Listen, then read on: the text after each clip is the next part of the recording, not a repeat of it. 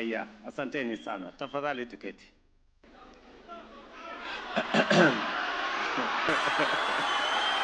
Asanteni sana. Ndugu walimu, hamjambo? Walimu hoye! Bwana Yesu asifiwe. Huyu naibu wangu mnamuonaje? Ni noma si noma? Ni fire si fire? Unajua ukitaka kufaulu, ukitaka kufaulu, unatafuta deputy amesoma kuliko wewe.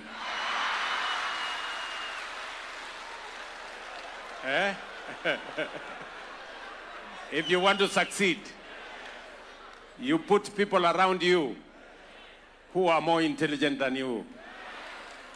Saa ile wanakusaidia kushine, you take the credit, wao ndio wanafanya job. Si ndio? Nilikuwa na mwingine alikuwa analalamika hajasoma. Nikaona ataniangusha. Lakini ndugu walimu, mimi nawakaribisha. Asanteni sana kwa kubali mwito wangu munitembelee. Hii mkutano ya walimu mimi ndio nimeuliza. Na nimeuliza kwa sababu I have reasons why I want us to have this meeting. Mnanielewa? Najua kumekuwa na maswali mengi. Walimu wanaenda kufanya nini State House? Mbona hii mkutano inafanyika State House? Mbona sijui nini, maswali mingi. Mimi kwa sasa ndio mwenye hii boma. Ndio. Kwa kibali ya Mwenyezi Mungu na kwa kura zenu. Si ndio? Na mwenye kusema nani atakuja hapa na nani asikuje si ni mimi. Sasa nikisema walimu wakuje hapa kuna maswali? Iko maswali? Sasa karibuni.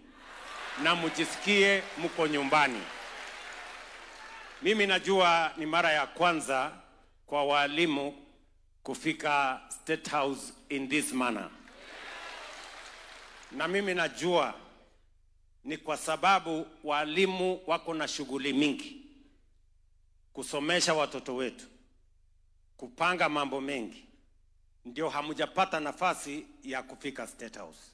So mimi nasema kwa heshima mlinionipatia, mkawacha kazi zenu nyingi, mkapata nafasi yenu, mkanitembelea. I don't take it for granted and I say thank you very much.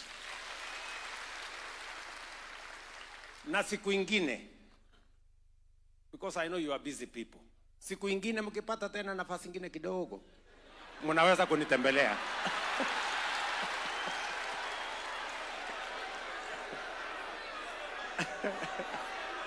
Sindio? So I want to say welcome the teachers of Kenya. And I want to associate myself with the sentiments that have been made by my deputy, that teachers are the greatest patriots and heroes of the Republic of Kenya. Teachers mind about the children of others. They spend sleepless nights thinking about the children of others. And I want to tell you, teachers, on behalf of parents, including myself and the people of Kenya, we are truly grateful for your contribution to the success of our nation. Na leo mimi nataka niseme ya kwamba I have reasons why I've invited you here. Na mimi nataka kidogo, mimi naona my deputy CS wale wameongea, mimi naona kama wako na njama ya kuniharibia mkutano. Sasa tuta imeingilia wapi kwa hii mkutano?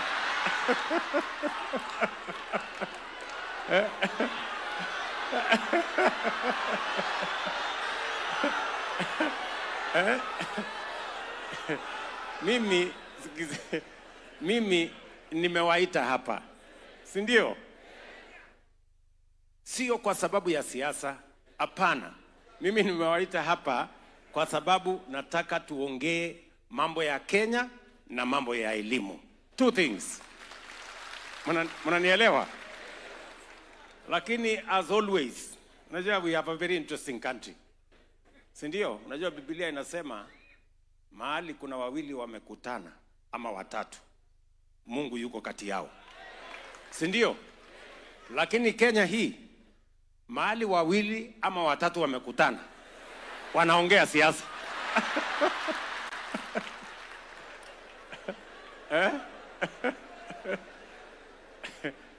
So mimi nataka niseme hivi. Mimi najua mko na maneno. Si ndio? Ati mingi sana.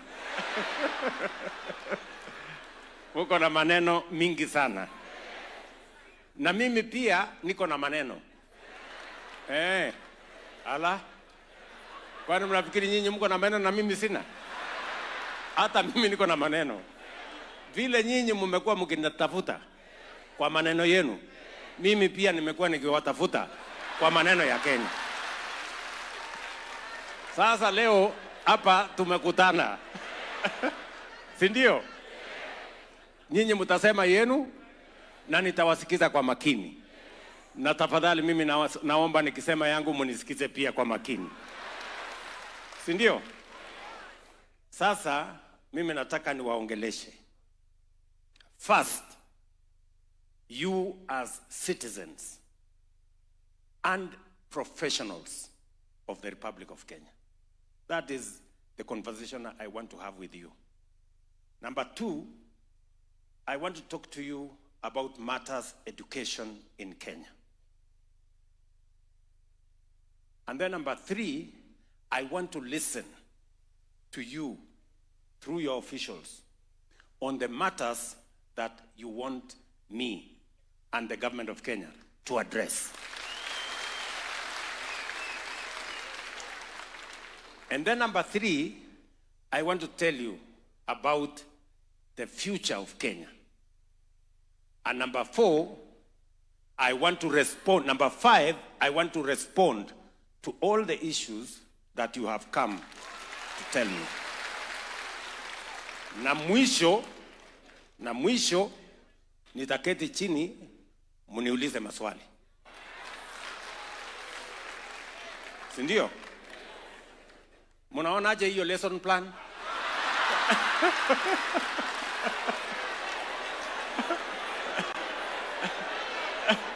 Iko sawa? Hiyo lesson plan iko sawa? Iko sawa?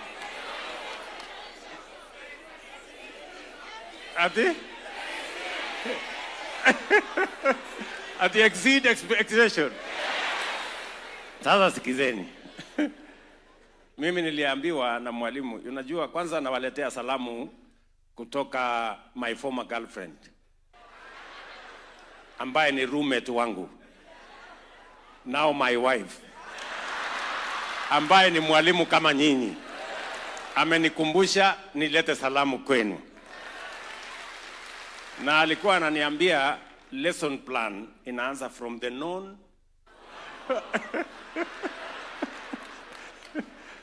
So, have we agreed on hiyo mpango iko sawa? Now, good people, I have called you today here because you are citizens of Kenya.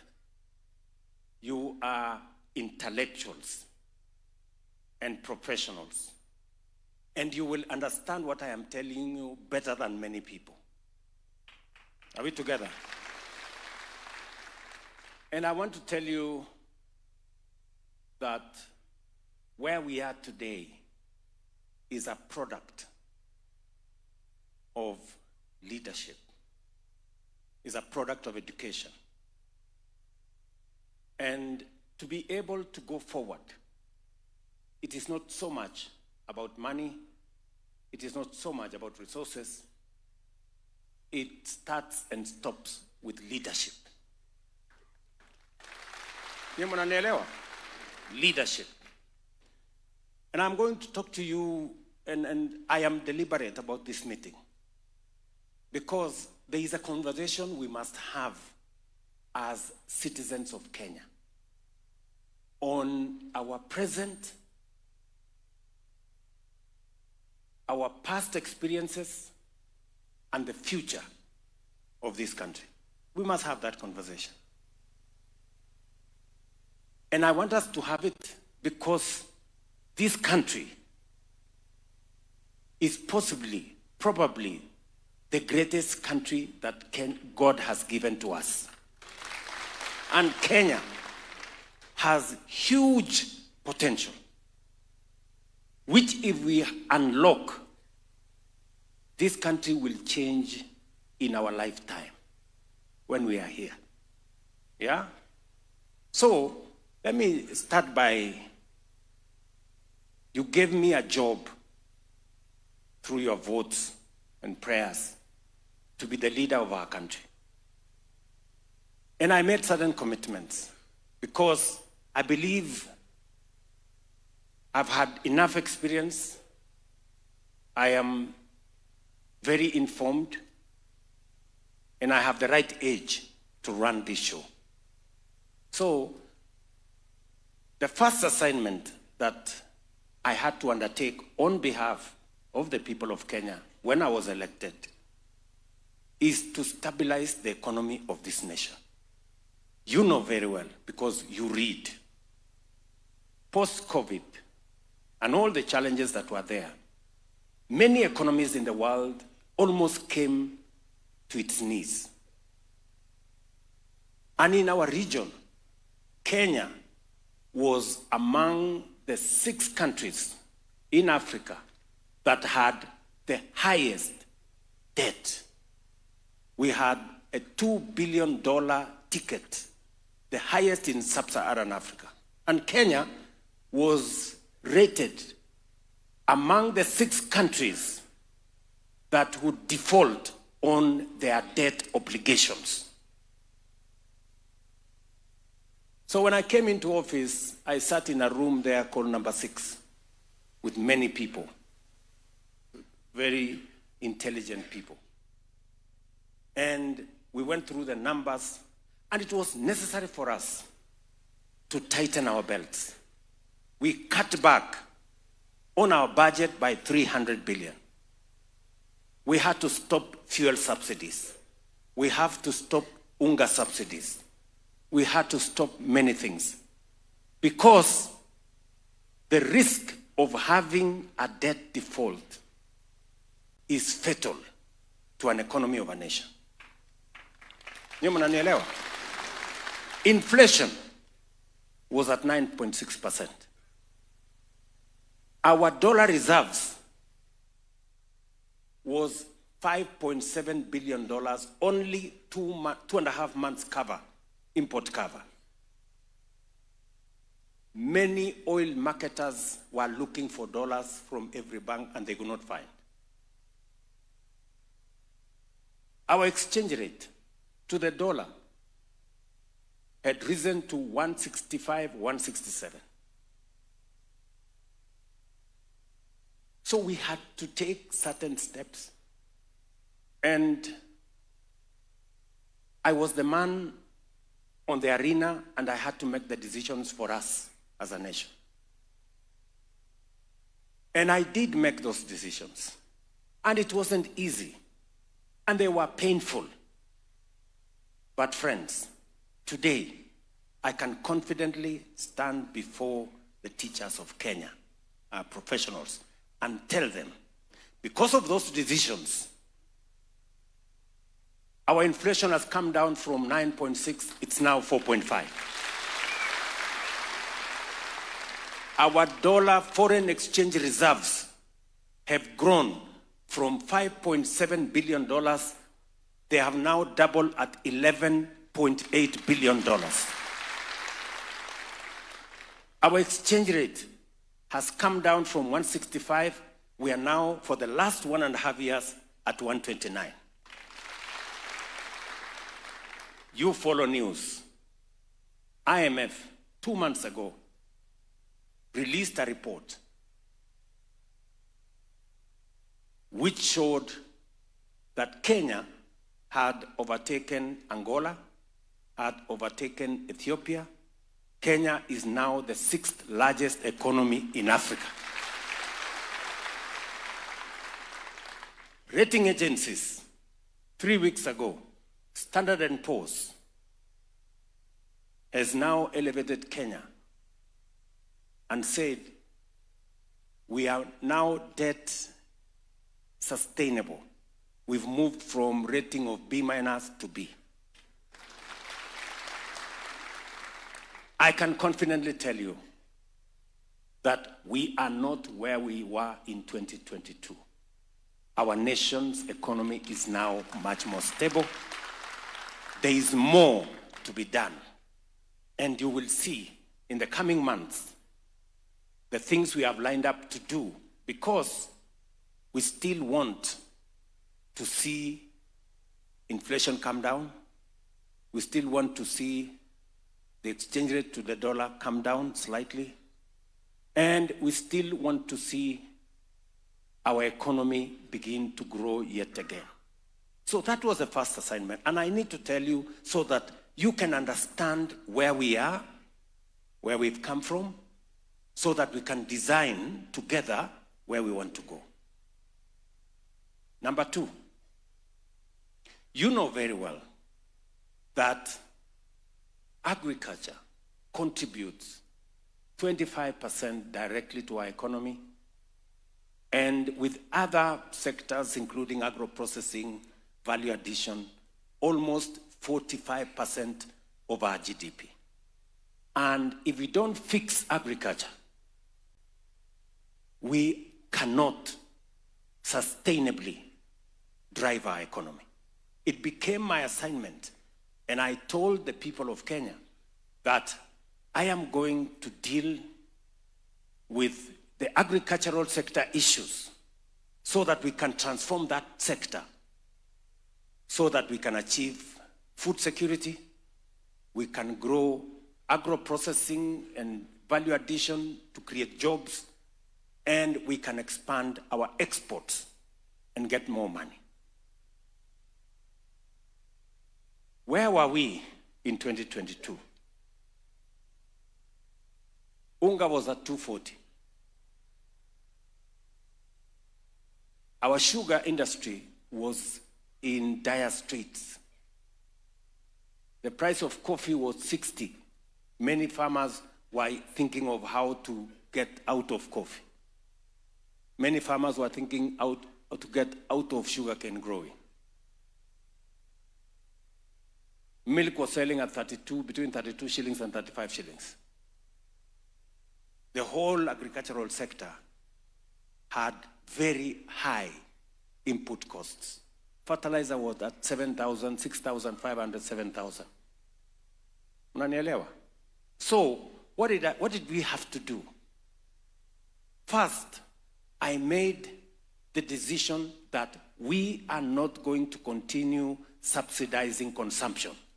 Instead, we are going to subsidize production. And as a result, we put government money in fertilizer subsidy.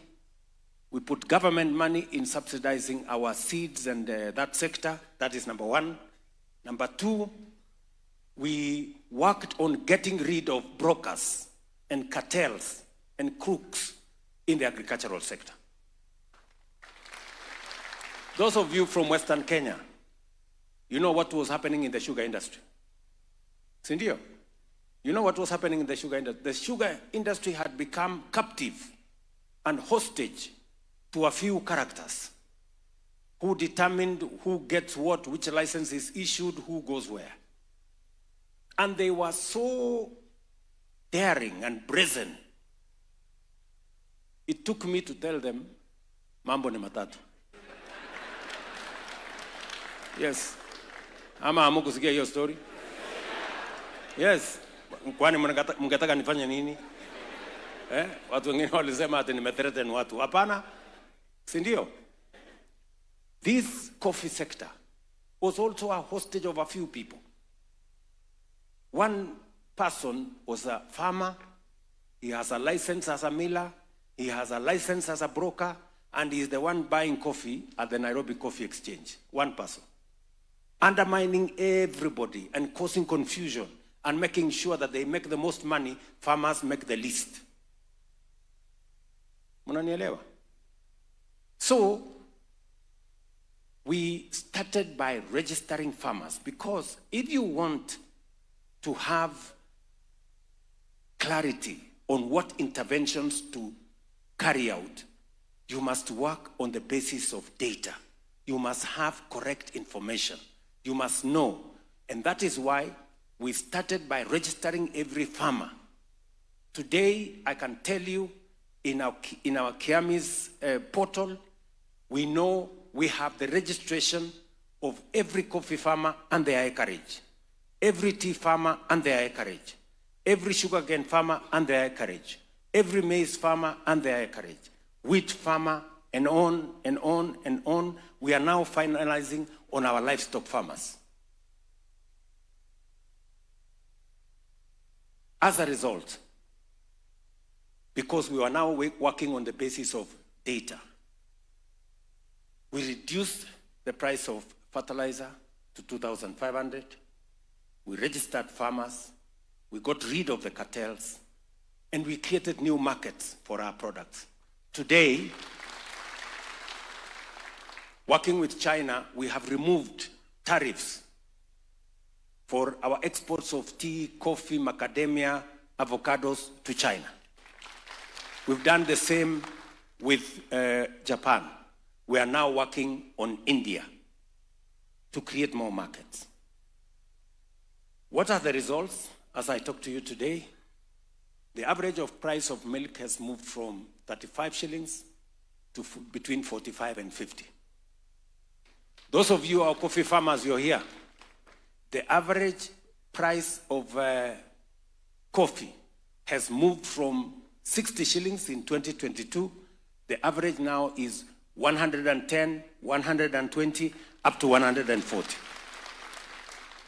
Sugarcane, where government was putting money every year. The millers, they take farmers' cane, they mill, they sell. They don't pay the farmer for 6 months. They don't pay workers for 2 years. Government has to step in. I can now confidently tell you that we have turned around the sugar sector. From a production of 500,000 tons in 2022, last year, we reached 815,000 metric tons. In the next 2 years, we will reach 1 million tons. And in 3 to 4 years, Kenya will be a net exporter of sugar.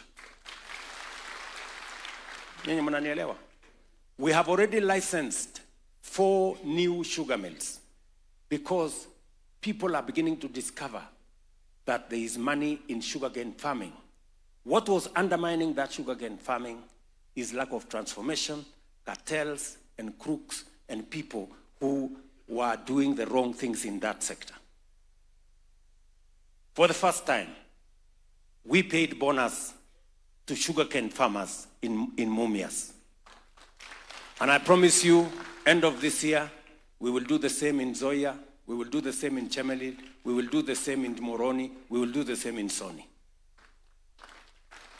We are not only turning around the sugarcane sector, farmers will make more money, and we will save as a country on foreign exchange. We don't have to import sugar. The net effect of our agricultural transformation is that maize farmers are making more money. You know, we raised the production of maize.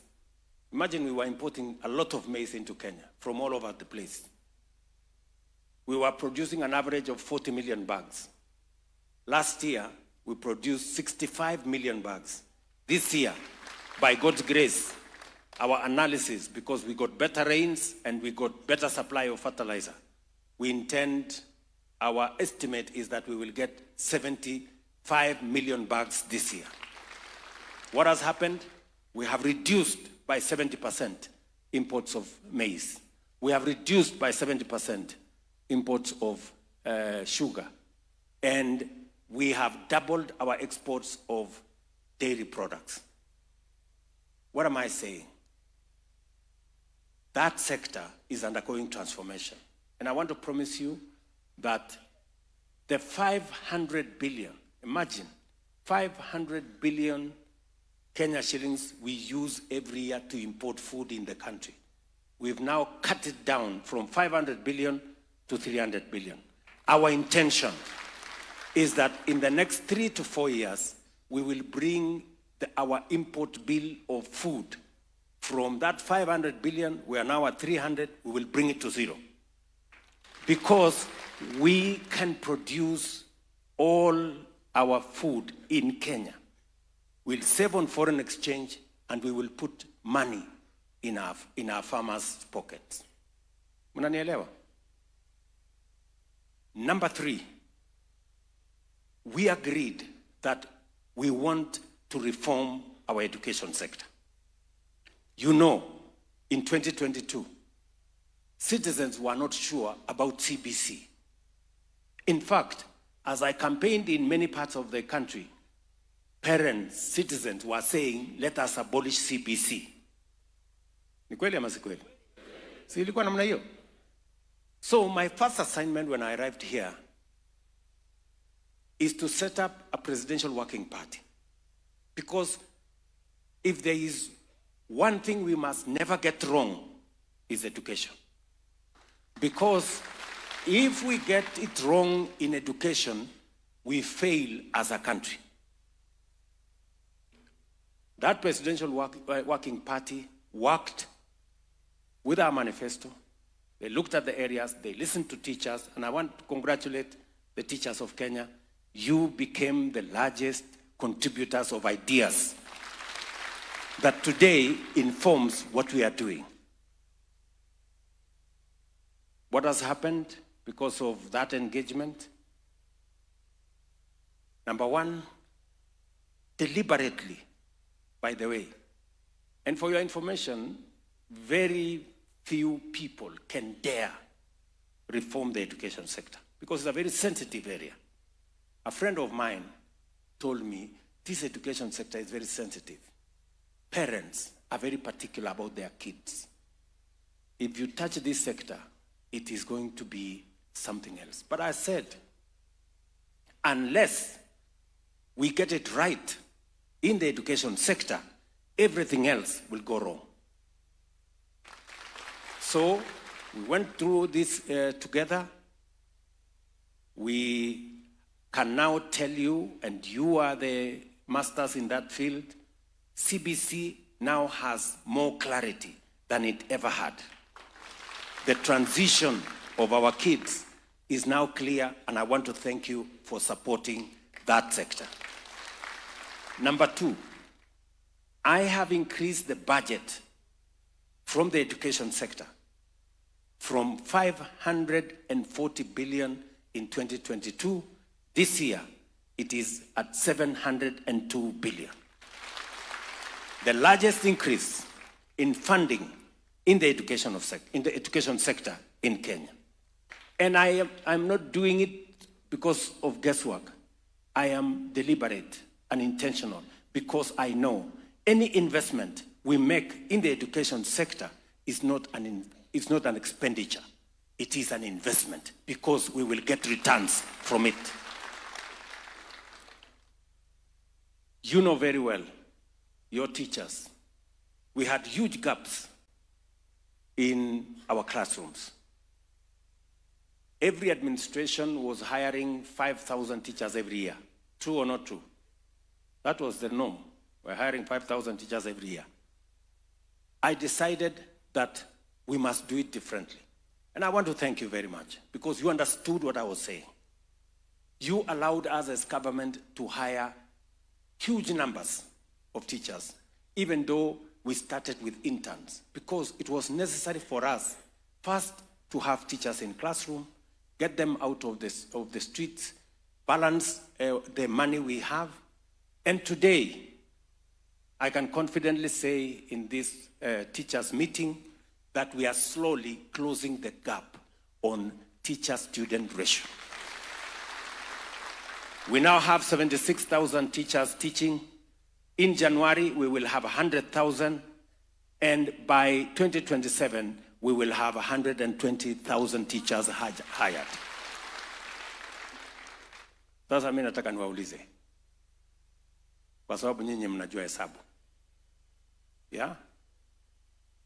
Other administrations have been hiring 5,000 teachers every year, right? We have hired by January 100,000 teachers in 3 years. Ni kweli ama si kweli? Sasa nyinyi kwa hesabu yenu,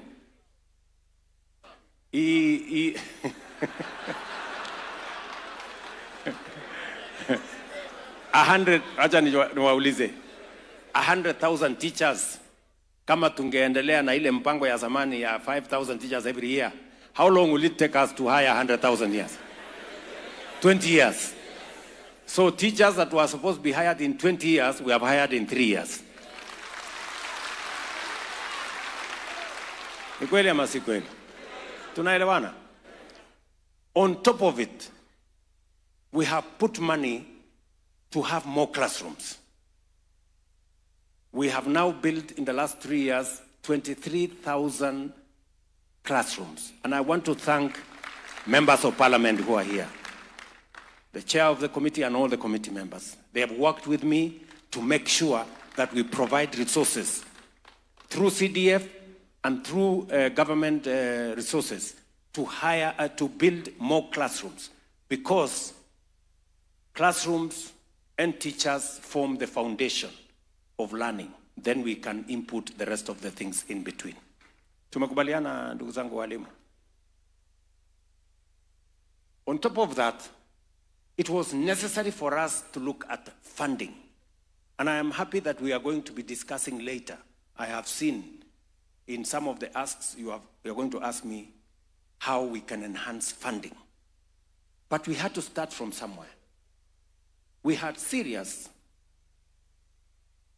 problems with our universities. Most of our universities, actually 23 of our universities, had been declared insolvent. Egerton University, Nairobi University, Kenyatta University. Most of our universities, Moi University was almost dead. Most of our universities were paying salaries, half salary. They were not remitting pay as you earn, NSSF and all those. We had a big crisis. And let me tell you, good people, the reason why I had to take a very informed stand on matters education is that if you want to destroy a nation, go to education and do the wrong things. Because for so long, our universities were struggling. And it was not right, because what was happening is that we were sending so many kids to university. We're not providing the resources. They had to begin to cut corners. And ultimately, we were going to have half-baked graduates. And that is the reason why we had to have the difficult conversation on funding in our education, especially our higher education.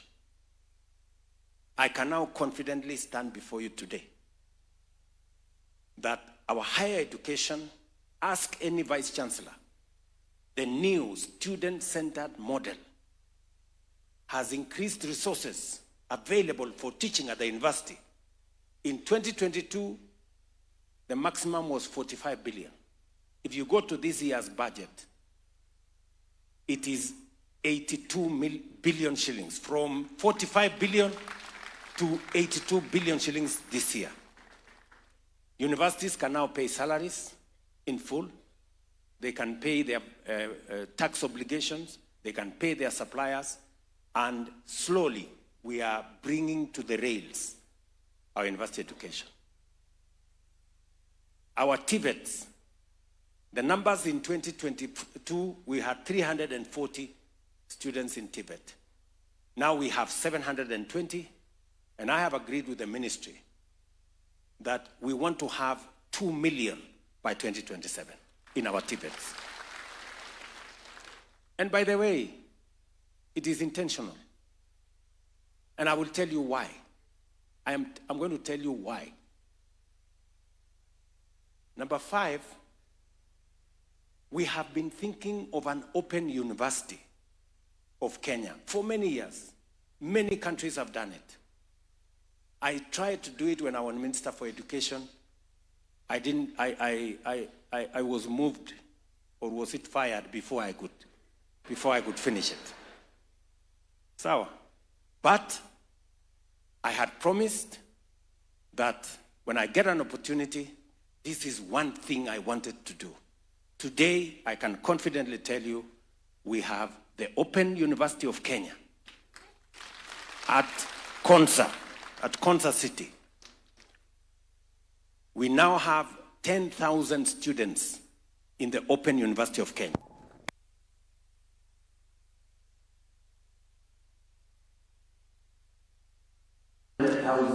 Students at the Open University of Kenya. In fact, it will be the largest university by end of this. That is what education. We must provide all pathways for us to open opportunities for citizens to learn. And I'm going to tell you shortly why education is important.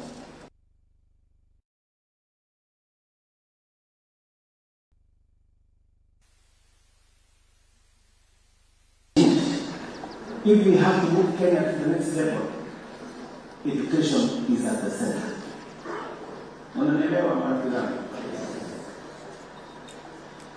Number 4. We have to sort out health. You know for a very long time that many people sold their houses, their property, their livestock, their plots, around this center for matters health. Some decided to stay at home and die because they don't know how they will pay if they go to hospital. Many Kenyans died of illnesses that could be treated, but because there was no mechanism. And that is why we undertook to say, let us have a paradigm shift in the delivery of health in Kenya. And this is not a conversation that started last year. Universal health coverage was in the NAC manifesto. Professor Anyang' Nyong'o was Minister for Health. He tried, he did not succeed. Universal health coverage was in the Grand Coalition. Charity Ngilu tried, we did not succeed. Universal health coverage was in the Jubilee Manifesto. It was among the big 4. Our minister then, Cicely Kariuki, we tried, we did not succeed. Strangely, in the last election, universal health coverage was in the Kenya Kwanza Manifesto, and it was also in the Azimio Manifesto. Unanielewa? So it is something we agree, all of us, that it is something to be done. But nani atafanya ndio kizungumkuti.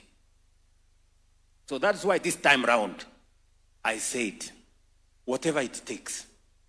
Niitwe Zakayo, niitwe nani, ni sawa, lakini this thing, we must do it.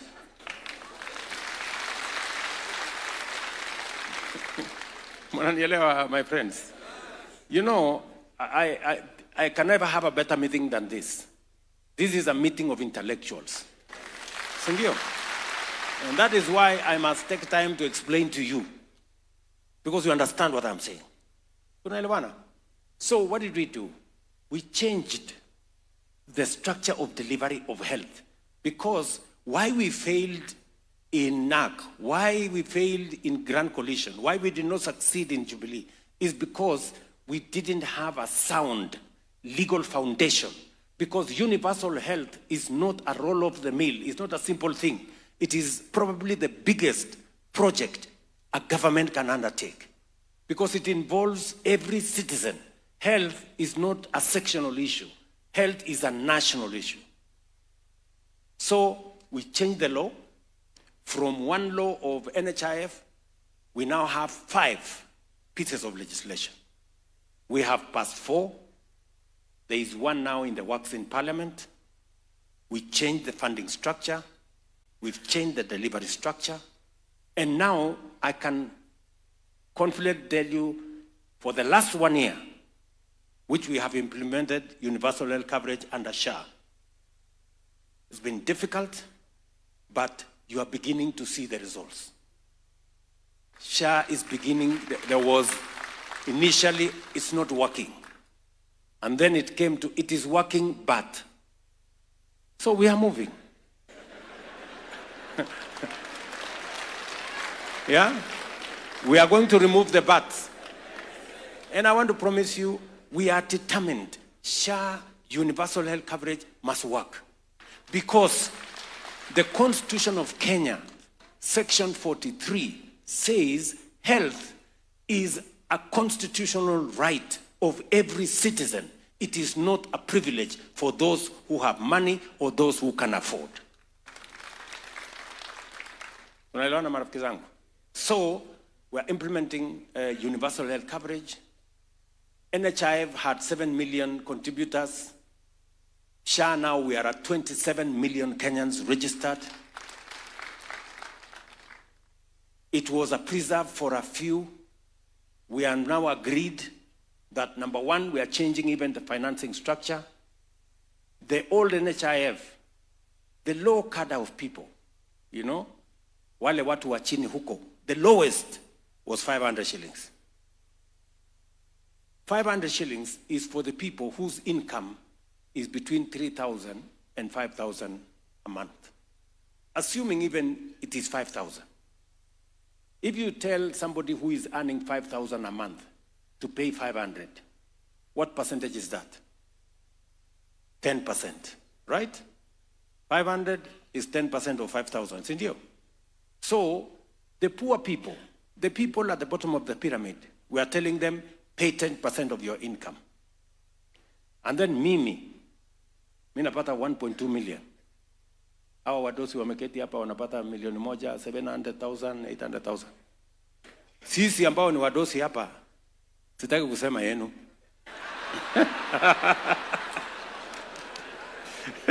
Sindio? Sisi tulikuwa tunalipa 1,700. If you do a percentage of 1.2 million, 1,700, it is 0.01%. Sasa, good people, you are intellectuals. The poor are paying 10%. The rich are paying 0.00. Is there any fairness? Is there any logic? Tunaelewana? So what did we decide? We said, let's have equity. Let us be fair. Let us have a standard figure. Let everybody pay 2.75%. Mama mboga na wale wengine wateremuke from 10% wakuje 2.75%. Na sisi tutoke huko 0.0 sijui ngapi tukuje 2.75%. Tunaelewana? Now from 1,700 I used to pay, now I pay 40,000 every month. Mama mboga yake imeteremuka from 500, kuna wenye tutawalipia na kuna wenye watakuja 300. Now the base is 300. We're trying to create an element of fairness. Na hiyo ndio makelele mimi napigiwa kwa hii town.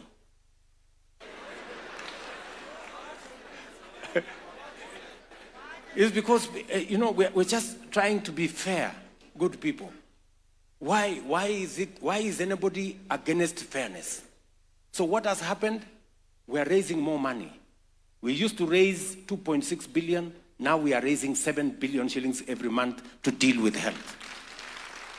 And now we have put money in the budget. We've said citizens, and I want to tell you, and I'm going to discuss with you your own medical scheme later, because these people are going to ask me. Tunaelewana? Yes, and I'm going to tell you what we are going to do on your medical bill. Because today, access for teachers is 7%. Access for civil servants is 14%. Ni mnanielewa? So there is something wrong with the medical cover. And I know these good people, these representatives of yours, they have already captured it. And I am going to tell you how we are going to solve it. Tunaelewana marafiki zangu? So I can now confidently tell you that SHA is working. We are going to make it work better. You can now hear testimonies of citizens who are telling you SHA paid for me 20,000, 50,000, 100,000, 500,000, and all that. Something that we used not to hear before. And it is just 1 year. In fact, tutafikisha 1 year, tutafikisha 1 year October. Ni mnanielewa? What we are also going to do, we are going to get rid of crooks. You know, wale wakora matapeli wanaibia sisi pesa ya wagonjwa. Just imagine, good people, I must tell you this.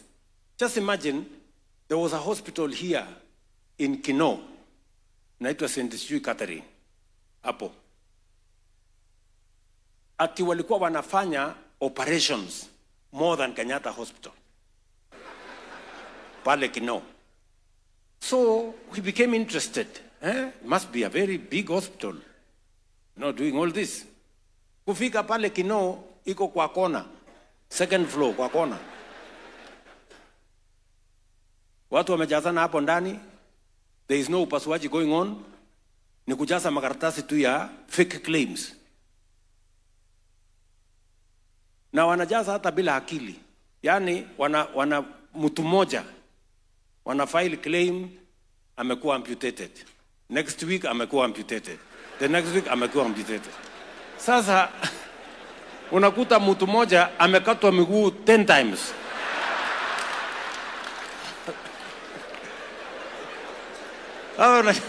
Unashangaa kwani huyu mtu alikuwa na miguu ngapi?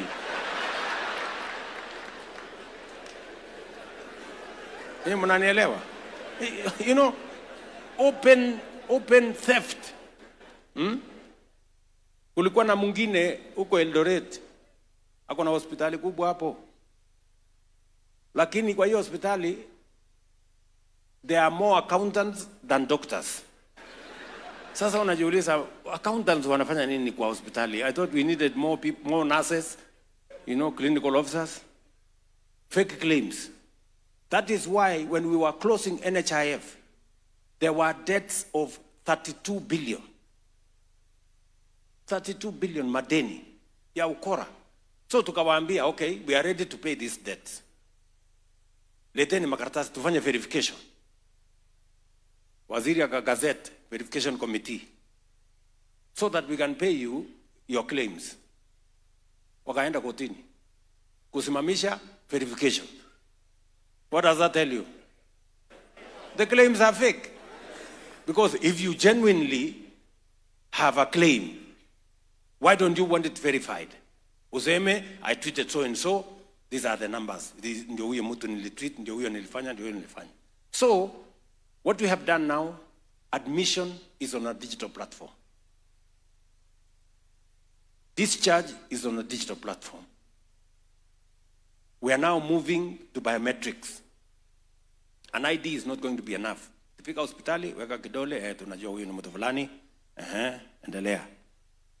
Kwa sababu wengine hata wanachukua ID ya mtu amekufa anakuja kufanyia ukora. Tunaelewana jameni? Running Kenya is a difficult job, my friend.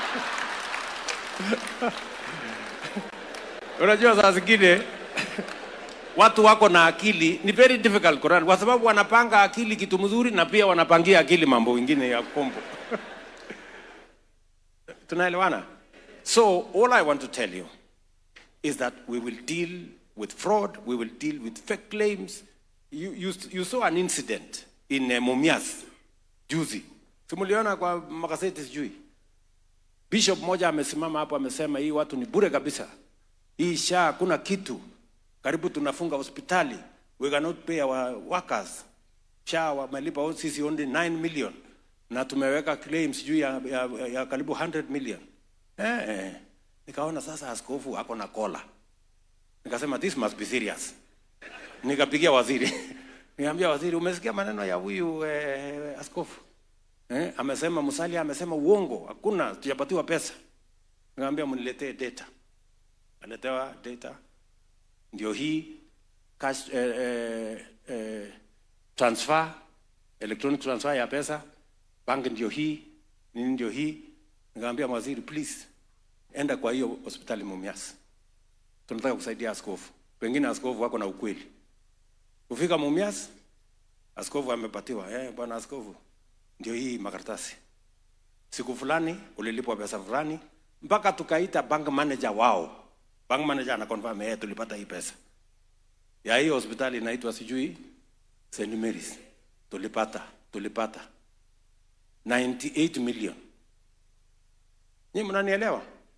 Askofu ndio huyo, I'm sorry, I was misled. Really? You know? Ni mnanielewa?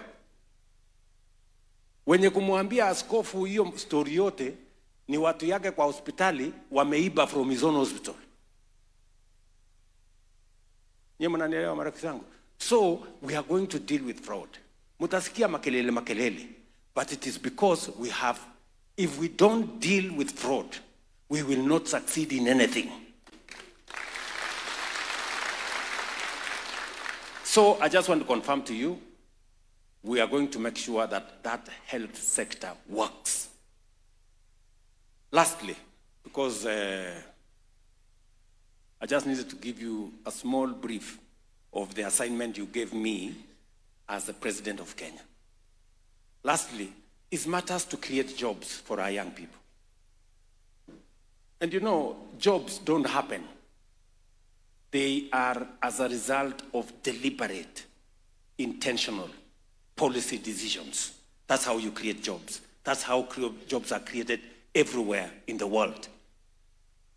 So we have 4 pathways that we intentionally decided we are going to pursue for us to get young people. As we invest in education, we must also find pathways for them to be meaningfully engaged. So number 1 is our housing program. Many people ask me, wewe, nani alikuambia tunahitaji manyumba? Si kila mtu uko kwake. Simulisikia hiyo story. Who told you? But let me ask you, good people. Sindio? If you look at the manifestos of all parties, for the last 30 years, housing was a permanent fixture. Housing, my friend, former Prime Minister, alianza the first slum upgrading during the Clan Coalition government hapa. Ndio? Because housing was part of the plan then. Jubilee Manifesto, for those of you who are in Jubilee, among the big 4, one of them was housing. In this last election, hii election imepita, manifesto ya Kenya Kwanza ilikuwa na housing. Manifesto ya Azimio ilikuwa na housing. Complete with 1.5% levy. Ilikuwa kwa, go and read the manifesto ya Azimio. Sasa, sisi wote tunakubaliana, this is something what we must do. And we must do housing for 4 reasons. Number 1, we have 7 million people living in slums. Urbanization is a reality we must live with. The future is urban. Whether you like it or not, by 2050, half our population, half the world's population, including that of Kenya, will be living in cities. So either they come to live in cities, in slums, or we begin to make sure that there is decent housing. Ni mnanielewa? So, na hii housing tulikuwa naye tangu zamani. So, when it came to Jubilee, mimi na Uhuru Kenyatta, my boss, tukasema, we must implement this thing. Tukapitisha sheria, tukapanga ile mambo yote. Kwanza, my friend Uhuru akaniambia, I have a very good person, a very good professional, ako South Africa, anaitwa Charles Hinga. Tuende tumtafute. Tukaenda tukamtafuta huyu Hinga, tukamlete. Tukamfanya PS housing. Tukasukuma gurudumu, tukaenda bunge. Kila kitu iko tayari. Levi ikaanza, kelele ikaanza. Sasa kelele. Sasa one morning Uhuru akanipigia simu, William, kuja. Yes, Bwana President. Akaniambia, wewe, siwe uko na nyumba? Bwana President, mimi niko na nyumba. Sasa hii kelele yote hii tunapigiwa, hii ni ya nini? Kama watu hawataki hii mambo ya housing wakwende, wacha hii kitu ipotee. Housing ikazamia hapo. Nyinyi mnanielewa? Shida, last election, manifesto ya Jubilee ya Kenya Kwanza, housing. Manifesto ya Azimio, housing. Si ndio? Si mimi nimekakuja nikasema, wacha ni hii kitu imetusumbua muda mrefu. Let me be the one to bail the cat. Si ndio? Housing ndio hiyo, tumepitisha, wabunge wamenisaidia wamepitisha, kila kitu iko tayari, levy ndio hiyo. Kelele. Zakayo, kotini, sijui wapi, maandamano. Lakini mimi nikasema, acha watu wanifanyie maandamano. What is the problem? We must do this thing. Kama namna gani, my friends? Si ndio? Because transformation is not easy. Transformation is not a walk in the park. Transformation is not necessarily popular. Ama tunakubaliana namna gani? So, nimekaa ngumu. Ndio hiyo housing take place. Kotini tumepelekwa, tunajaribu kukatakata kuona huko na makotini. Makesi mingi. Leo, friends, we are building 170,000 houses in Kenya. 400 markets are being built. 172,000 units of hostels in our universities, TVETs, and Kenya Medical Training Centers are underway in Kenya. 320,000 young people are working. By end of this year, we will have 600,000 people working. By end of next year, we will have 1 million people working. Architects, quantity surveyors, engineers, plumbers, technicians, artisans, electricians, masons, what name them. The whole industry around cement production is up almost double. Steel production is up almost double. Transportation and everybody in between. Our economy today is recording strides because of affordable housing. Today they are feasible. I challenge you, those of you who live in Nairobi, go to Mukuru, go and see. Go to Kakamega. There is no town in Kenya today that affordable housing is not the largest estate. From Mandera, Kitui, Machakos, Nairobi, Kiambu, Embu, Nyeri, all the way. I was in Kisumu, I was in Homa Bay, go to Migori, go to, my friends.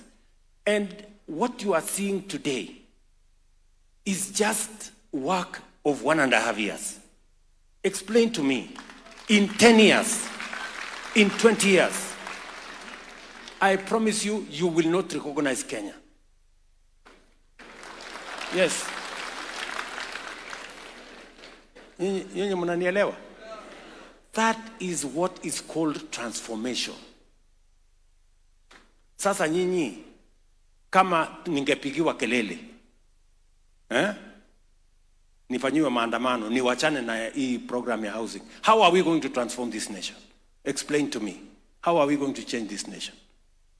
Tuendelee tu na ile mambo ya zamani? Niendelee tu kupigiwa makofi so that ni watu wafurahi? What is that? Mnanielewa?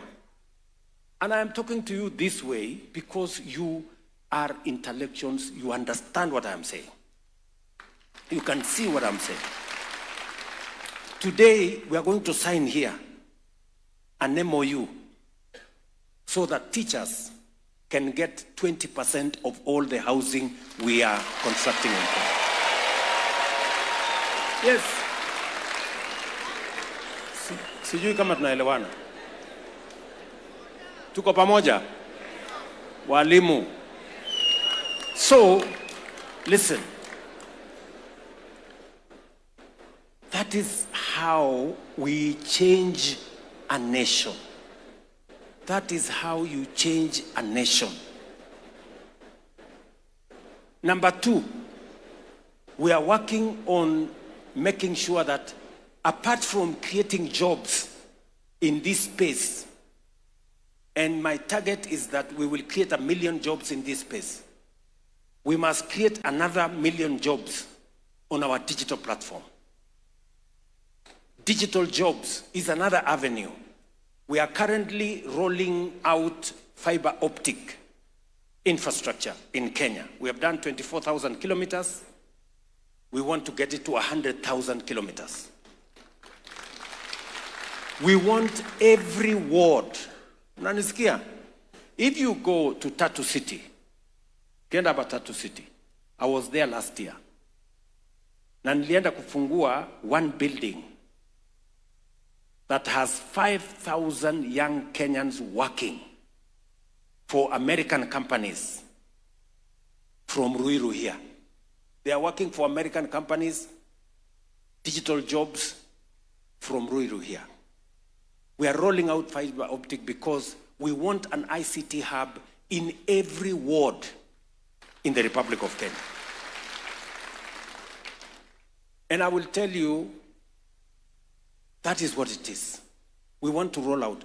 We can also create 1 million jobs already from places like Tatu City and all the ICT hubs and the Jitume hubs. We have already 180,000 young people monetizing their talent, earning money in the digital space. We want to create 1 million of those young people in the digital space. Number three, because of teachers and because of our teaching, we have the best human capital anywhere in the world. Foreign companies, if you give them a choice between hiring a Kenyan and hiring any other person, they will want to hire a Kenyan. Why? We speak good English. Kenyans require very little supervision. You know? This is information foreign companies are telling us. We have the right work ethic. Wakenya ni watu wa kujituma. And that is why I am proud to be a president of Kenya. You know? Najua watu wa Kenya ni wa kujituma. Kazi yako ni kuzuia tu wasipitishe ukiwaambia barabara ni hii. Utaenda mbele tu kuambia hapana piga kona. You see? So, what is happening? So, many people began to take advantage because many companies are looking for Kenyan workforce globally.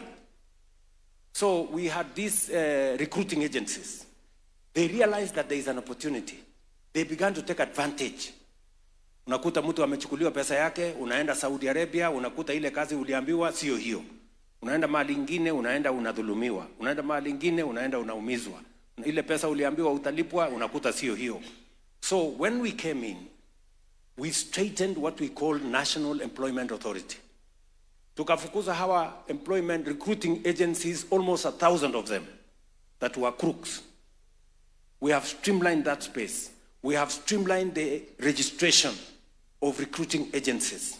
We have signed bilateral labor agreement with countries where Kenyans go to work. That bilateral labor agreement gives us the knowledge.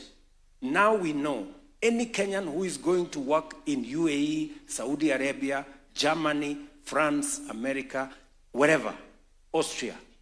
Now we know what job are they doing, how much money are they being paid, and we have refused in certain instances that if you are not paying this amount, we have a minimum. We are not going to allow a Kenyan to go out of the country to go and earn 5,000. We have a minimum pay that we demand from those countries. If you have a job to work outside, we have created a green channel. If you have a job, a letter of employment in a foreign country, your passport takes 2 to 3 days, you have it.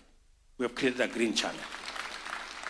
As a result, because you have heard me keep talking about export of labor or labor mobility, Africa is going to provide the largest workforce globally by 2050. Because other countries have aging populations. So between 2023 and today, 2 years, 430,000 Kenyans are working abroad. Every month, we send between 7,000 and 8,000 Kenyans, every month. We know their names, we know where they're going to work, we know how much money they're going to earn, and we know when they get into trouble how to get them back home. I told you, jobs are as a result of deliberate government policy. They don't just happen. We have to organize policy and direct resources in the right place. Today, those who cannot afford to pay a ticket through National Youth Development Fund, we can now advance them money, which they pay within 6 months, for them to buy tickets, them to pay whatever they want to pay, go work abroad, send us money, grow the country. What has happened? We have increased foreign remittance by $1 billion. It was $4 billion in 2022. This year, it was $4.9 billion US. Because of millions of Kenyans who are working abroad and they are sending money back home. It is the reason why our reserves at Central Bank are growing. Good people. I was talking about jobs. Jobs because of housing, markets, hostels, jobs through digital jobs, jobs using export of labor. These are deliberate intentions, and we can quantify how many people have gotten jobs. It's no longer a game of guesswork. I have told you this story. Now I'm going to tell you one, kidogo, because I want to persuade you as intellectuals that this country has tremendous potential, and we can change this country from a third world to a first world in our lifetime. That is the conversation I want to have with you. Yeah? And I want to give you a context. Malaysia, Singapore, South Korea were at the same level of development, more or less, like Kenya in 1963. In fact, let me specifically, and I want you to go and read. Take some time. Read about South Korea. South Korea in 1963 was exactly like Kenya in terms of education. They are an agricultural economy like us. The level of education was like ours. Their GDP per capita was actually 78, Kenya's was 80. Were the same in 1963. Today, South Korea, their GDP per capita is 20 times that of Kenya. Ni mnanielewa? 20 times. Our GDP per capita is $2,200. Theirs is close to 40,000. Ni mnanielewa? Malaysia, Singapore, and I invited the president of Singapore, alikuja kunitembelea hapa 2023. They were almost at the same level with us. Today, Singapore has 95%, almost actually 98% of their citizens are homeowners. Kenya, 7 million people are living in slums. You see the difference? 98% of their citizens are homeowners. Where to 7 million are in slums. Forget about home ownership. Home ownership ndio hii sasa tunapanga na affordable housing. Singapore was a slum like Kibera yetu hii. Watu walikuwa wanapika pombe, wako na nguruwe hapo, wako na kuku mbili. If you see the pictures, if you see the pictures, Singapore, it is exactly Kibera. Today, Singapore is in the first world. Their GDP per capita is 156,000. Yetu ni 2,200. Ni mnanielewa? What is the difference? Leadership only, nothing else. Leadership ndio imeleta hiyo difference. And I'm talking to leaders here today, you. Mnanielewa? I'm talking to you as leaders. We can change this country. China moved from being one of the poorest countries in the world to the second largest economy in 30 years. Why am I telling you this? I am trying to persuade you that it is doable. It is doable. You are the intellectual community of Kenya. If Kenya is going to change, you are the agents of that change. My friends, teachers,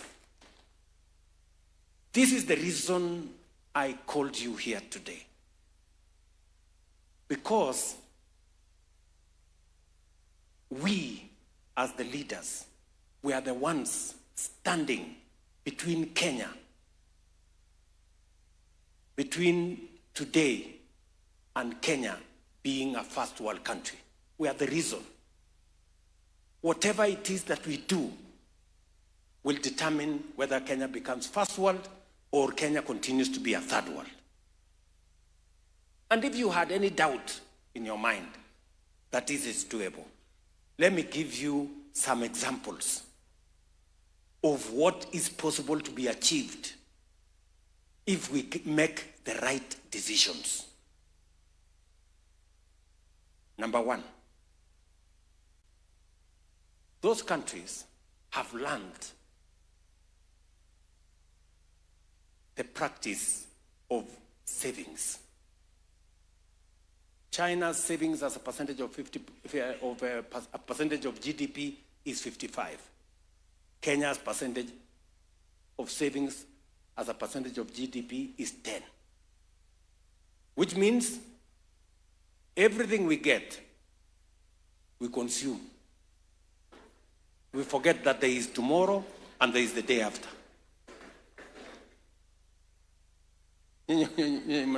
Mnanielewa? It is so bad that we tried in 2016 with my friend Uhuru Kenyatta. We said we must change this because we are embarrassed. Even our neighbors, just imagine, good people, Uganda is half our economy. Sindio? Uganda is half of the economy of Kenya. But they have 3 times, maybe 4 times, a bigger national security fund than Kenya. Why? Because for 40 years, tumekuwa tukicontribute shilingi 200 kwa NSSF, 200 shillings.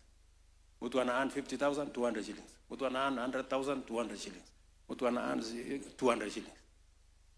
Na contribute 200, employer ana contribute 200. Uganda, 20 years ago, they changed the law. Employee 10%, employer 5%. Tanzania, they changed the law. Employee 8%, employer 7%. Nyinyi mnanielewa? Today, Uganda has a bigger social security fund than Kenya. They have a bigger savings kitty than Kenya. Tanzania, which is 60% of our economy, has a bigger social security fund than Kenya. In fact, Tanzania social security fund is building at 23, I don't know, 24 building here in Upper Hill. Mimi niliulizwa niende nianzishe. Nyinyi mnanielewa? Sisi tuko pale kwa 200.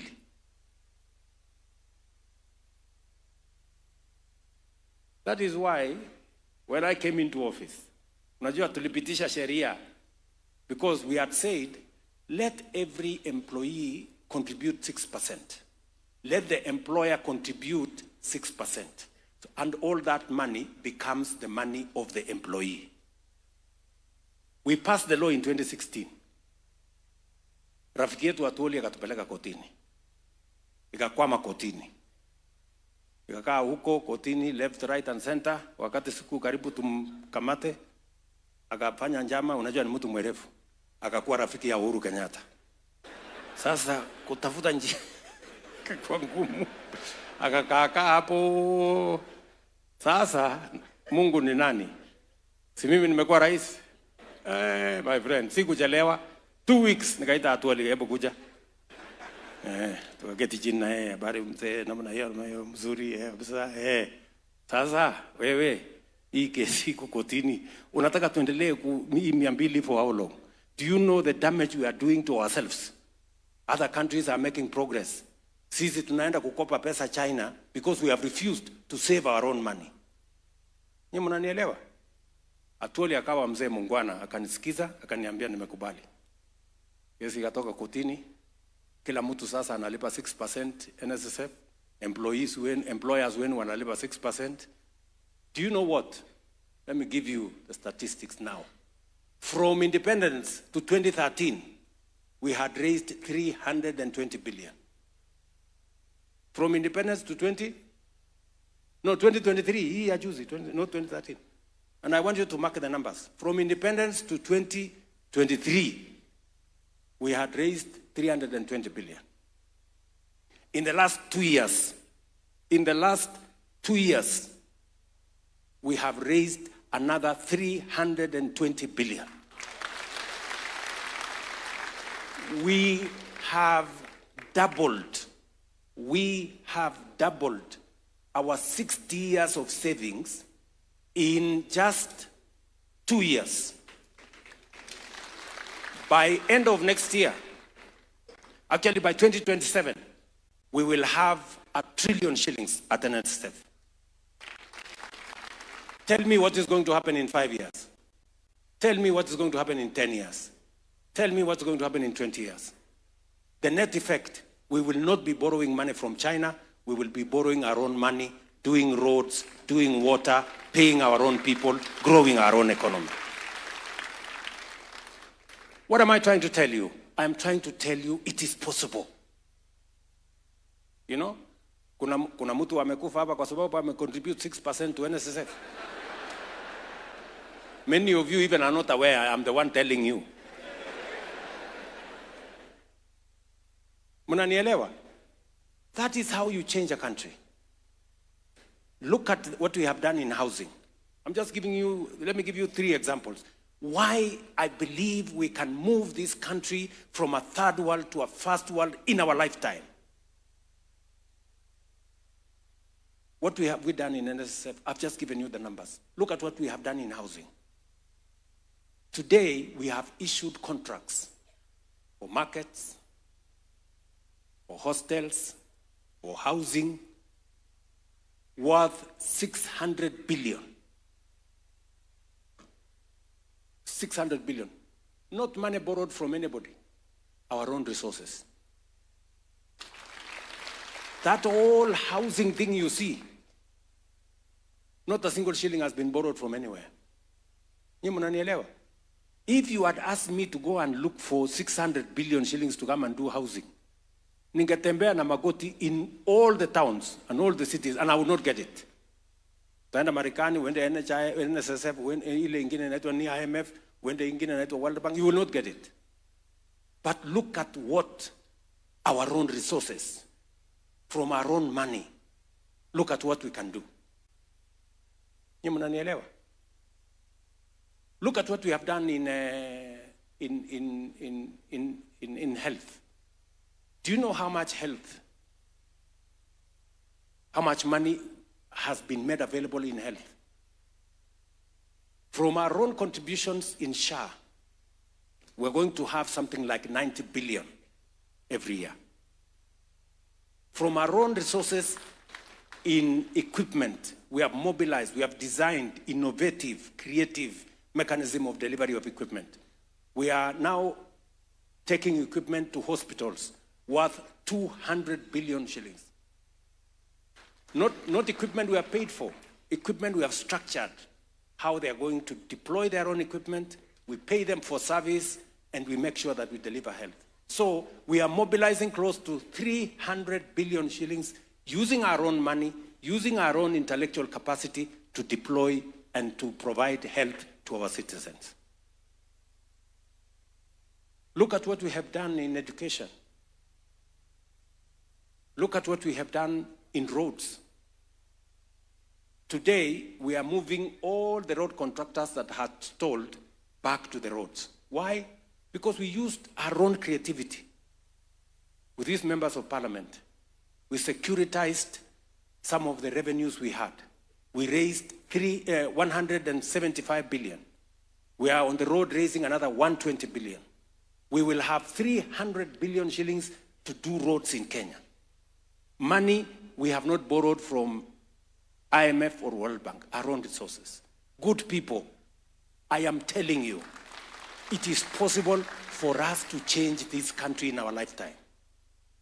And I want to persuade you, and this is the reason why I called you, as intellectuals, I want to persuade you that we agree that we can change, we move Kenya from third world to first world in the next 30 years.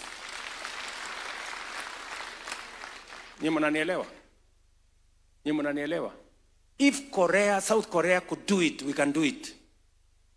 If Singapore could do it, we can do it. And we have demonstrated, I have shown you that it is possible. Hii makelele tulikuwa tunapigiana hapa na maandamano, you can see the results in housing.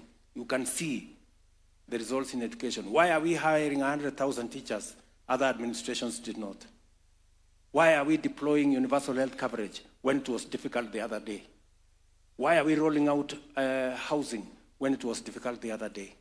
Why are we transforming our social security savings, doubling in 2 years when it was not possible the other day? I just want to persuade you, it is not about William Ruto. It is about Kenya and us and changing our country for the sake of this generation and the generations to come.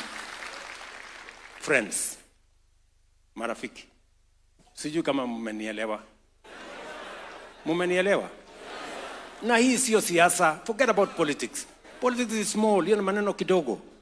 We have a whole country to think about. We have the future of our nation to think about. We can stop, you know, we be able to everybody, you know? And I can tell you 3 things are important: leadership, education, and we must stop corruption. Kenya will change in our lifetime.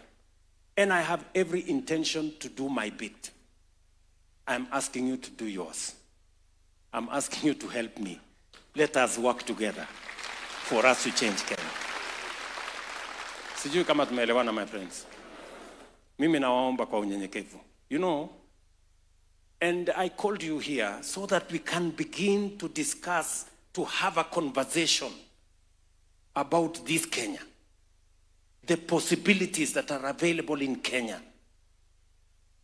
This is the most non-tribal gathering. You know? This is not about a political party. This is not about a political side. This is about Kenya. And shortly, we're going to, I want us to have this conversation as a country. This is a conversation I have had with former Prime Minister Raila Odinga. This is a conversation I have had with my friend Uhuru Kenyatta.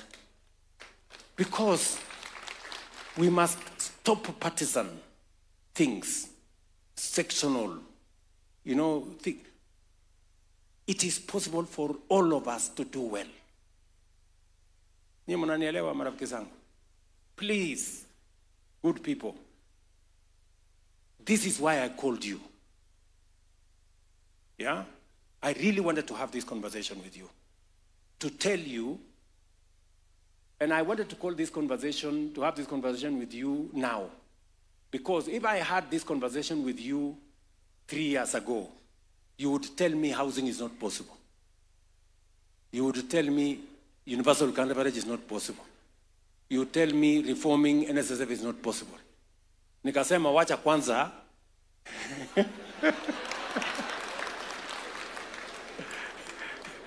nianze na makelele na nini na maandamano, lakini ili nikiwaita, you are witnesses of what is happening. When I tell you we can transform our education sector, we can hire 100,000 teachers, musiniambie mbona wale wengine hawakufanya. Now you know it is possible, don't you? You know it's possible. Ama namna gani? Because it's been done. And that is why I have big difficulties, because we have a disconnect. Because citizens are accustomed to things not working. So that even when they work, they still want to believe they have not worked. You know? Ndio unaona hata saa hizi bado tuko na viongozi wengine wanasema watakuja kuabolish housing. Oh, tutakuja kuabolish universal. Yani ujinga. Yani you have no better plan. You don't know how to move the country forward. Unataka kuturudisha nyuma. You know? So really, marafiki, I really wanted to talk to you. I told you, I want to talk to you as a leader, and I want to talk to you as citizens and intellectuals of the Republic of Kenya. That is the conversation I want us to have. We are going to move this conversation forward. We will not believe the naysayers. You know, there are many people who are negative. They never see anything. Oh, tumesikia hiyo, oh, hiyo ni uongo, oh, hiyo nini, you know, those things. But you see, we can change this country. And I have great faith that we can do it together. Tunaelewana? As the lawyers say, I rest my case. Nimemaliza.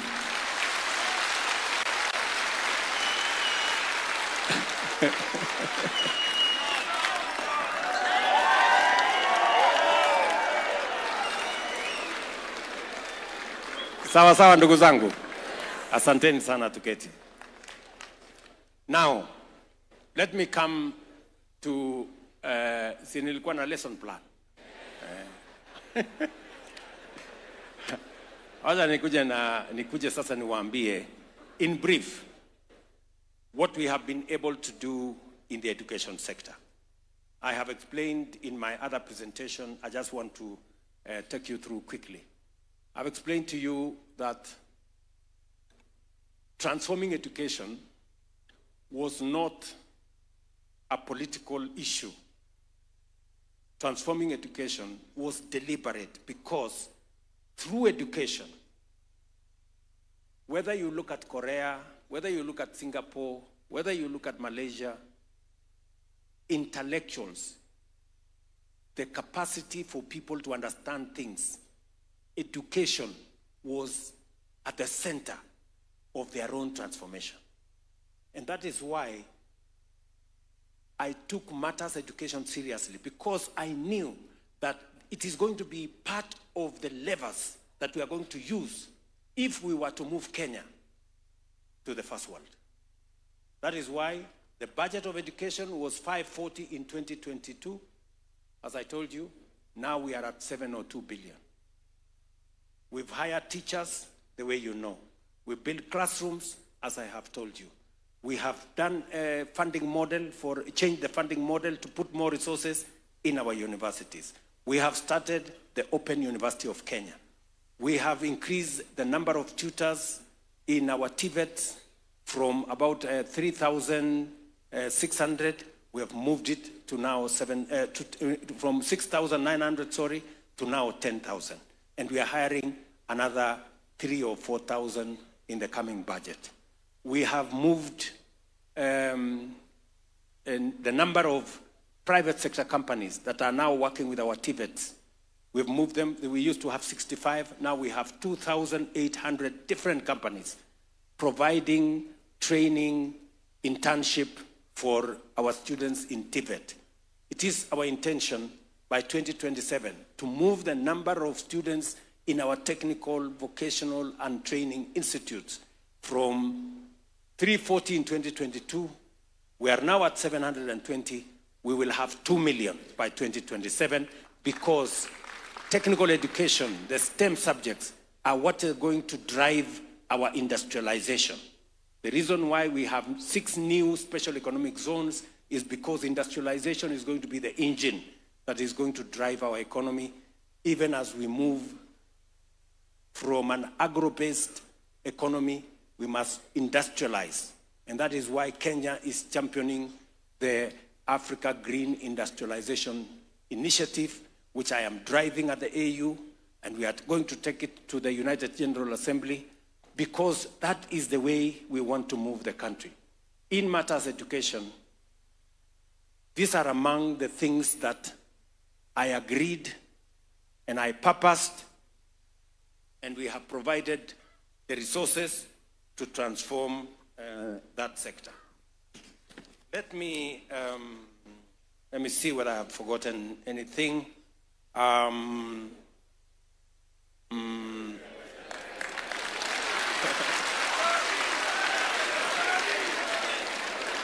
think I have captured most of the things, you know? I think I've captured most of the things. The one thing that I just wanted to give you the beacons of what we are doing in matters education. From making sure that we have adequate resources, we've increased the budget significantly.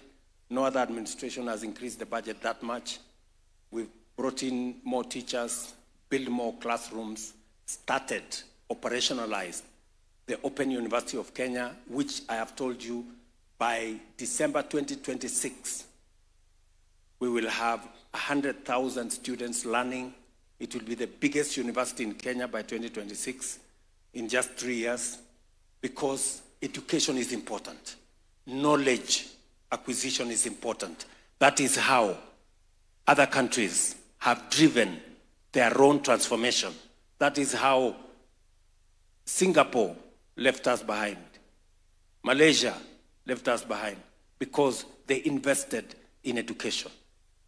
And that is why I moved to the third section of this morning's lesson plan.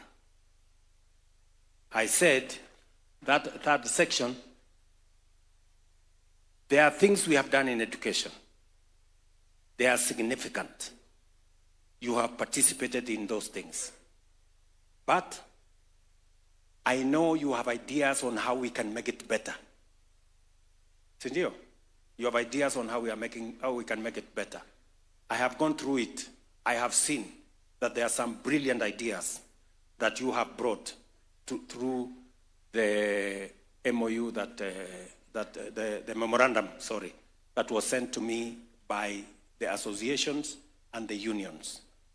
I want now somebody to make a presentation of what you think we can do better to deliver on this very central subject of education. You know, I think one or two of the colleagues here will do that presentation to us. And then from there, I will respond to some of the issues that you have raised. Some of them we can do now. Some of them we can plan to do in the medium term. And I'm sure we will agree on how education is going to play a central role in moving this country to where I want us, all of us, to move the nation to. And then finally, if there will be any questions for me, I will be more than willing to respond or clarify on some issues. And then we will do the final things, alafu tutamaliza. So, who is going to make the presentation of the items that the memorandum, who will do it? You will call them. Yeah, so one or two people can make that presentation. Thank you very much. Thank you very much, Your Excellency, for those insightful